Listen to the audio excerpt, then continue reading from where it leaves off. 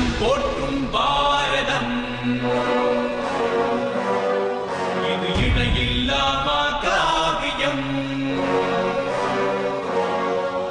தர்ம அதர்ம வழியினிலே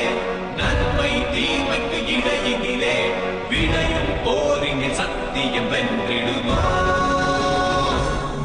சக்தியையும் பக்தியையும் ஜென்ம